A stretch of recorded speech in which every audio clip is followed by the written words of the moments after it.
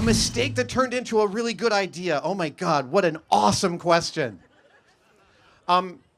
There's a family story in my family of my dad at like 10 years old making a model plane. And he's 10 years old, so it's like 1938. And he's making this model plane. And in 1938, I think they gave you a chunk of wood and a knife. And he's trying to make this plane, and it's terrible. It looks terrible.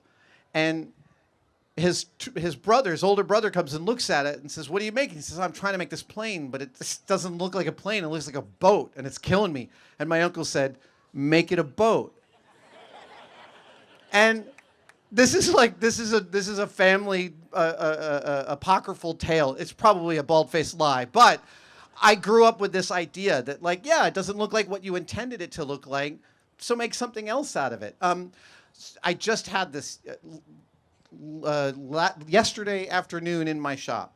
Again, I was working on some space stuff, and I've been starting to take apart the multiple different NASA helmets that I have and play around with their visors. And it never occurred to me to actually take this visor from this one and try putting it over in this helmet. It didn't occur to me until yesterday to try that. And when I did, I came up with this perfect mix of this helmet with this suit, all of a sudden completed something I've been wanting to see for years, and for some reason was too dumb to think of this really simple solution. That kind of thing happens all the time. We talk about helping kids to fail. We talk about like teaching them to fail. What we really mean is iteration. What we really mean is that you're just going to go down a wrong branch. It's not a path, it's a tree.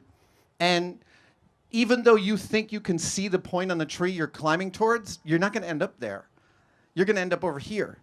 And you're going to take a bunch of wrong branches on the way there. And that's why we do it. If we ended up where we intended to end up, we wouldn't do it. It would be crushingly boring. We do it because we learn something from the process. I mean, anyone who's ever made anything learns something different than they expected from the execution.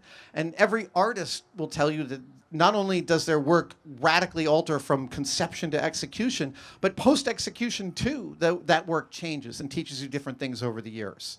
It's like your kids.